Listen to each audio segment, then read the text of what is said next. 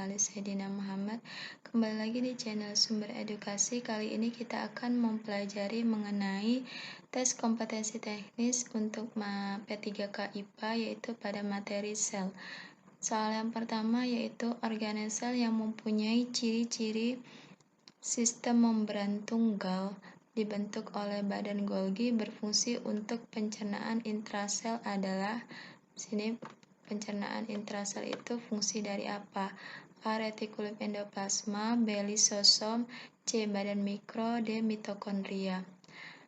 E. Nukleus. Untuk retikulum endoplasma sendiri merupakan alat untuk transportasi zat pada sel, lisosom untuk pencernaan intrasel, badan mikro untuk oksidator substrat dan asam lemak, mitokondria untuk energi, sedangkan untuk nukleus merupakan pusat perintah dan mengontrol aktivitas. Jelas di sini untuk pencernaan intrasel itu adalah fungsi dari lisosom. Jadi jawabannya adalah B. Peran FSH dan LH pada wanita dewasa adalah untuk pematangan ovum dan proses ovulasi, sedangkan pada laki-laki dewasa yaitu A. LH merangsang sel-sel Leydig untuk produksi testosteron dan memelihara tanda-tanda kelamin sekunder. B. FSH merangsang sel-sel Sertoli untuk produksi sperma dan memelihara tanda-tanda kelamin sekunder. C. FSH merangsang sel-sel Sertoli untuk memproduksi. D. LH merangsang sel-sel Sertoli untuk produksi testosteron dan memelihara tanda-tanda kelamin sekunder. E. FSH merangsang sel-sel Leydig untuk produksi testosteron dan memelihara tanda-tanda kelamin sekunder. Kita lihat untuk FSH itu sendiri merupakan hormon untuk memproduksi sperma dan untuk perkembangan organ kelamin. Sedangkan untuk sel-sel Sertoli itu memberikan nutrisi untuk sperma, memakan sitoplasma dari spermatogenesis. Dan untuk sel Leydig sendiri untuk menghasilkan hormon testosteron yang dihasilkan oleh hormon LH.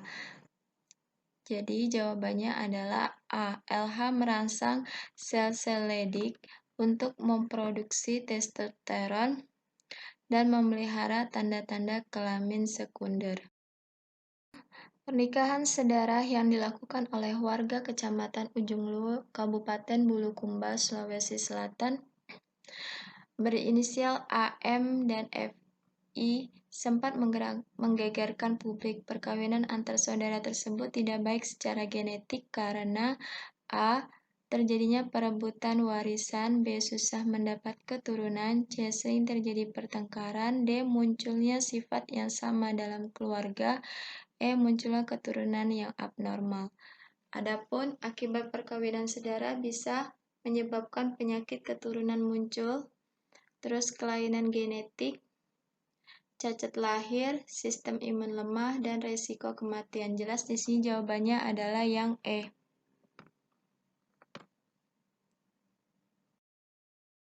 Hemofilia menikah dengan pria yang penderita hemofili, berarti karier dengan penderita hemofili. Kemungkinan anak-anak mereka yang menderita hemofili adalah A. 0%, B. 25%, C. 75%, D. 100%, E. 50%. Kita lihat di sini untuk wanita itu genotifnya XH kecil X, karena dia carrier berarti XH kecil X.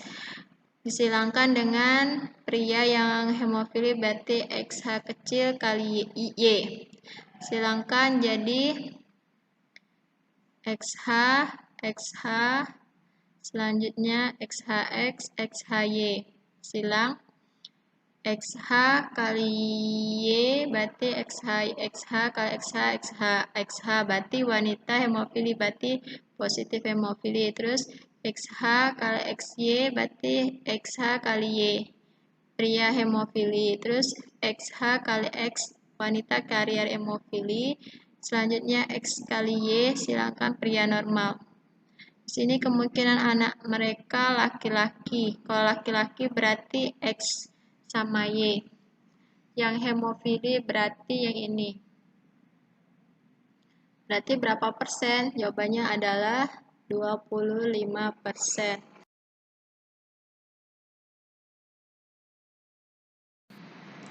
Oke, soal selanjutnya, peristiwa percobaan transfer tumbuhan. Di sini ada yang bawahnya ini larutan gula, terus ada wortel.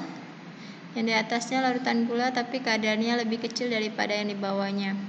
Jika rangkaian percobaan dibiarkan 2 hari, maka terjadi perubahan volume larutan dalam wortel. Hal ini menunjukkan adanya peristiwa A. Osmosis yang setimbang sehingga tidak ada perubahan volume, jelas salah.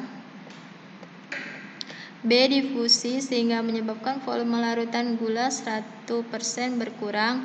C. Osmosis sehingga menyebabkan volume larutan gula 1% berkurang. D. Difusi sehingga menyebabkan volume larutan gula 1% berkurang. E. Osmosis yang menyebabkan volume larutan gula 1% bertambah. Jawabannya adalah yang osmosis sehingga menyebabkan volume larutan gula 100% berkurang. Kenapa? Karena di sini terjadi perpindahan konsentrasi larutan gula dari yang 1% ini ke larutan gula yang 5%, sehingga volume larutan gula yang 1% ini akan berkurang menuju ke wortel. Oke, di sini kita membahas mengenai difusi. Difusi sendiri merupakan proses berpindahnya suatu molekul atau zat pelarut dari daerah yang berkonsentrasi tinggi ke daerah yang memiliki konsentrasi lebih rendah. Kita lihat di sini. Untuk faktor yang mempengaruhi adalah wilayah yang luas akan sangat berpengaruh dalam kecepatan proses difusi. Selanjutnya adalah ukuran dari molekul yang lebih kecil akan mempermudah pergerakan sehingga proses difusi semakin cepat. Yang ketiga adalah membran partikel yang sangat tipis akan sangat mempermudah terjadinya proses difusi. Yang keempat adalah suhu panas juga dapat mempengaruhi terjadinya difusi sebab partikel penyusunnya mendapatkan energi panas yang akan mempercepat proses difusi. Ketika kita sedang memasukkan garam pada makanan, maka garam tersebut akan larut dan merata. Contoh difusi.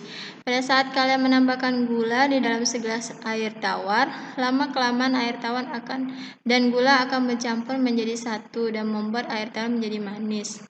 Selanjutnya yang ketiga adalah ketika kita menambahkan bubuk deterjen ke dalam rendaman cucian, maka lama-kelamaan deterjen tersebut akan larut dan menjadi cucian itu harum. Bentuk osmosis sendiri itu adalah sebuah peristiwa bergeraknya pelarut dalam sebuah larutan di mana dari konsentrasi yang lebih rendah ke konsentrasi yang lebih tinggi. Jadi lawanan sama difusi ya. Nah, ini contohnya pada concentrate sugar solution. Nah, di sini air gula, molekul gula dari yang lebih rendah ke yang lebih tinggi. Oke. Selanjutnya, faktor yang mempengaruhi untuk ukuran molekul. Apabila ukuran molekul tersebut lebih kecil dibandingkan lubang membran, maka hal ini akan membuat molekul lebih mudah meresap. Selanjutnya, keterlarutan lipid. Apabila molekul tersebut mempunyai tingkat kelarutan lipid lebih besar, maka akan meresap lebih cepat. Selanjutnya, luas permukaan membran.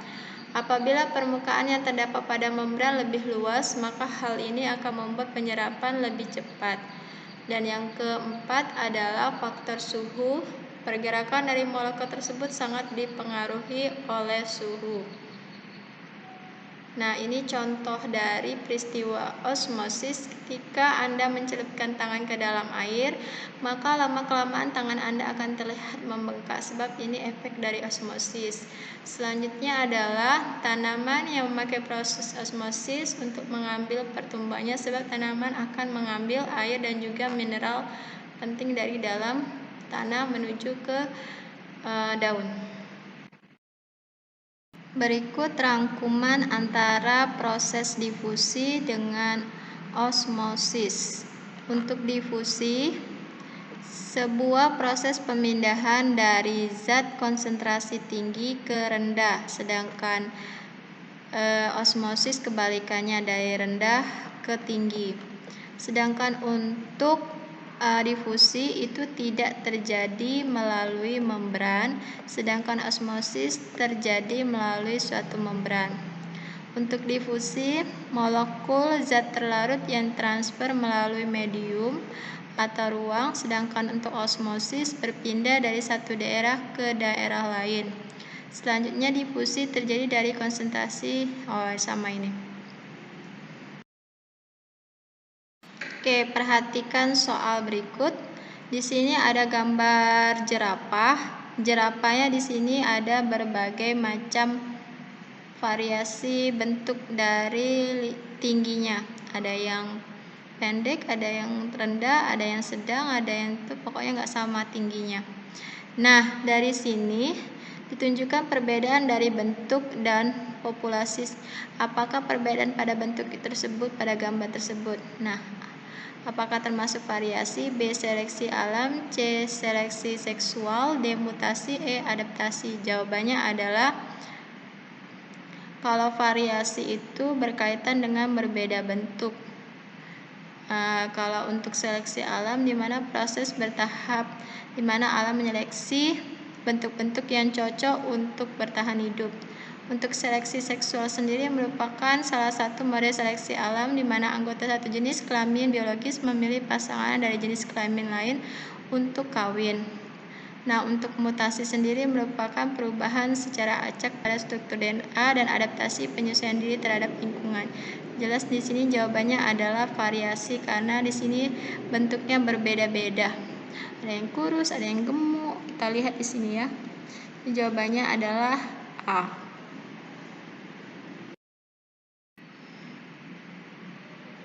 Jika salah satu bagian dari organ respirasi bermasalah, berarti organ pernafasan, secara otomatis sistem respirasi pun akan terganggu. Berikut upaya yang menjaga kesehatan dalam menjaga sistem pernafasan manusia. Yang pertama adalah bersin dan batuk sembarangan. Jelas tidak ya, mana ada menjaga. B. Tidak merokok. Jelas iya. C. Saling bertukar masker, apalagi ini akan menjaga kesehatan. Yang keempat, berolahraga di malam hari juga tidak bagus. Yang kelima, duduk di dekat perokok aktif, sama saja bohong. Jadi jelas jawabannya adalah tidak merokok.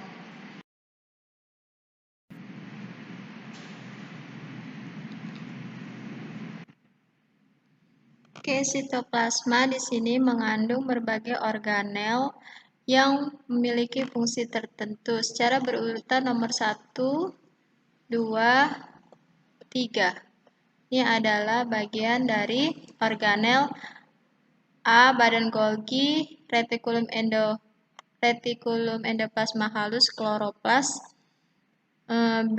Badan Golgi, retikulum endoplasma kasar, mitokondria. Yang C. Nukleus, Re halus, badan Golgi. Yang D.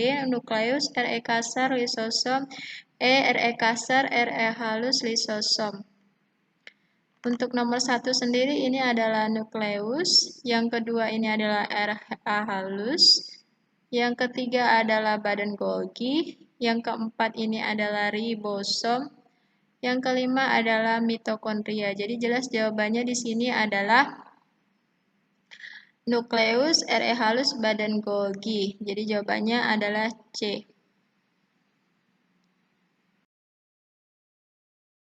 Soal selanjutnya, Peradangan pada ginjal yang terjadi karena infeksi bakteri penyakit pada nefron. Bakteri ini masuk melalui saluran pernafasan kemudian dibawa darah ke ginjal. Karena infeksi ini nefron mengalami peradangan sehingga protein dan sel-sel darah yang masuk bersama urin primer tidak dapat disaring dan keluar bersama urin.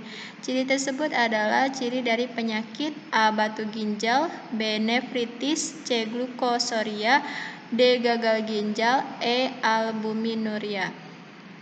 Untuk batu ginjal sendiri merupakan pembentukan materi keras yang menyerupai batu yang berasal dari mineral dan garam di dalam ginjal, lalu disebut dengan nefrolithiasis.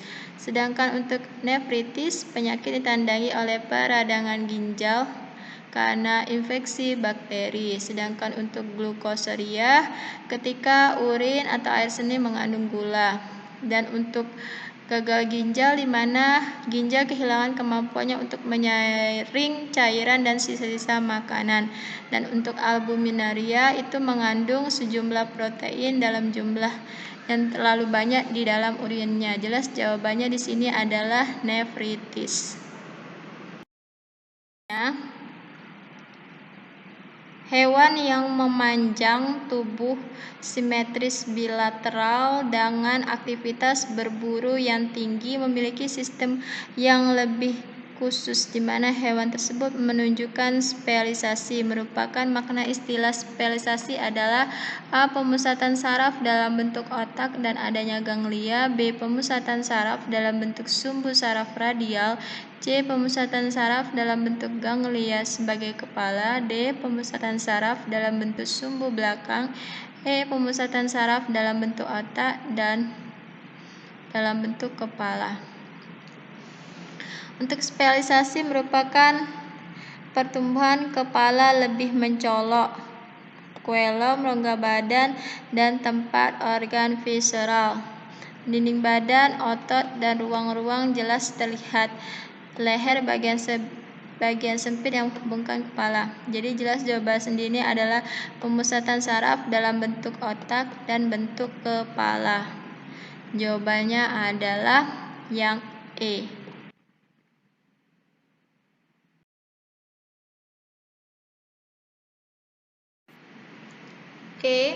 Pola makan yang tidak teratur ataupun makan sembarangan dapat mengakibatkan masalah pada sistem pencernaan.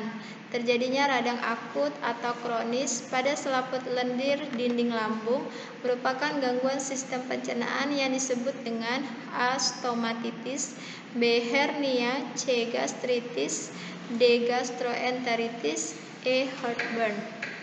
Jawabannya untuk stomatitis sendiri kita lihat pengertiannya merupakan radang yang terjadi pada mukosa mulut. Jelas ini jawabannya salah.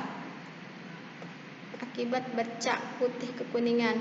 Untuk hernia itu atau turun berok itu benjolan yang terjadi karena dalam tubuh menekan bagian otot atau jaringan di sekitar yang lemah. Dan untuk yang gastritis, penyakit lambung yang terjadi akibat peradangan dinding lambung. Nah, ini jawabannya. Dan untuk gastroenteritis, muntah atau diare, ada muntahnya di sini akibat infeksi pada dinding saluran pencernaan terutama lambung. Yang E. Heartburn itu munculnya sensasi perih dan panas pada dada. Ya agak kayak jantung gitu ya, sakit. Jadi jelas jawabannya di sini adalah yang C, gastritis.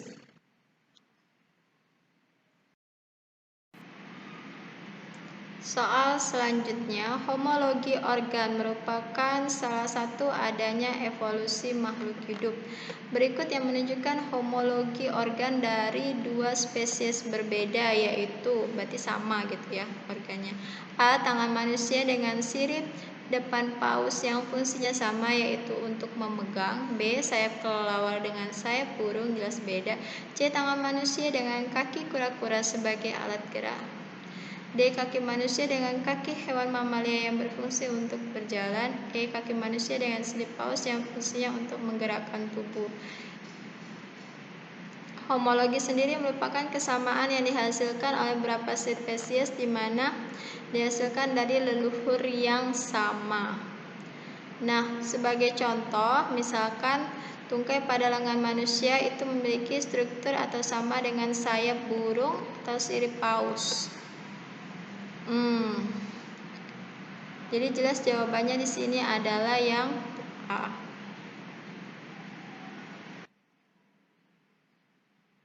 Kaki manusia dengan sirip paus yang fungsinya tungkai pada lengan, berarti yang E, yang tungkai ya. Fungsinya untuk menggerakkan badan tubuh.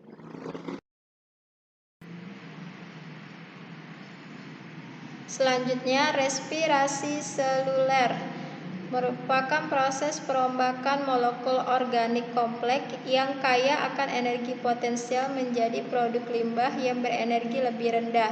Proses katabolik pada tingkat seluler. Organel yang berperan dalam proses ini adalah A. Kloroplas, B. Ribosom, C. Mitokondria, D. kompleks Golgi, E. nukleus.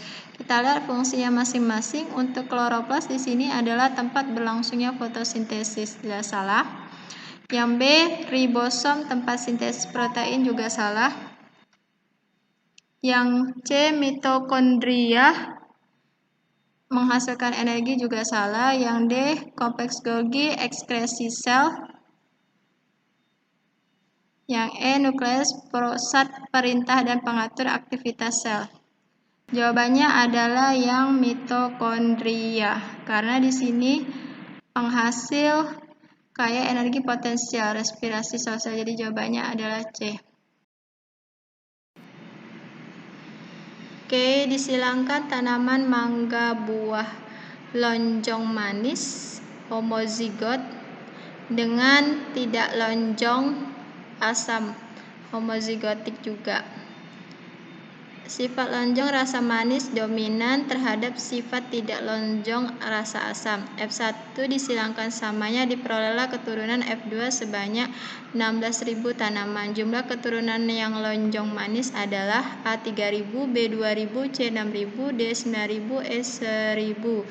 Caranya, untuk yang lonjong kita simbolkan L besar parentalnya, sedangkan manis M besar karena dia homozigot dan dia dominan makanya besar. Sedangkan untuk yang tidak lonjong L kecil, asam M kecil. Disilangkan. Oke, selanjutnya dapatlah genotipnya. L besar itu L, M besar M, L kecil L, M kecil M. Oke, selanjutnya diperolehlah fenotip atau keturunan pertama dari LM besar, L kecil, M kecil, dapatlah L besar, L kecil, M besar, M kecil. Jadi jawabannya adalah lonjong manis. Selanjutnya disilangkanlah parentalnya yang kedua, kedua, L besar, L kecil, M besar, M kecil. Silangkan dapatlah gametnya. Lonjong manis ada 9, lonjong asam ada 3, tidak lonjong manis 3, tidak lonjong asam 1. Ini dari tabel berikut ini. Ini gametnya untuk L besar, L kecil, M besar, M kecil. Nih. Gametnya jadinya ini L besar, M besar, L kecil, M besar, L kecil, M kecil, L kecil, M kecil. Nah, ini gametnya silangkanlah. Nah, kalau yang L besar, M besar, berarti ini lonjong manis ada 9, 1, 2, 3. 9 kalau lonjong asam ada 3. Nah, di sini selanjutnya kita lihat untuk keturunan lonjong manis di sini ada 9. 9 karena total semua ada 16, berarti 9 per 16 kali 16.000. Jadi jawabannya adalah 9.000. Jawabannya adalah D.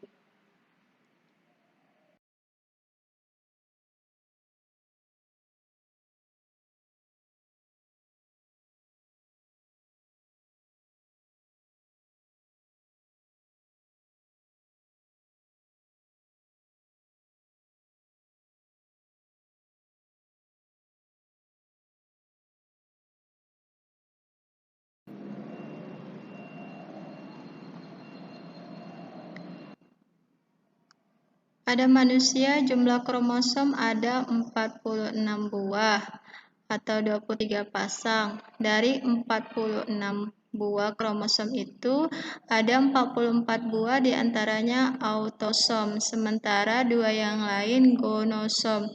Jumlah kromosom tubuh atau autosom yang terdapat dalam sel telur manusia adalah A46 buah, B22 pasang, C23 pasang, D23 buah, E22 buah. Di sini satu set kromosom itu berjumlah 23 kromosom, di mana diwariskan dari ibu lewat sel telur, sedangkan satu setnya lagi itu dari sel sperma ayah. Jadi 23 dari ibu, 23 dari ayah. Selanjutnya,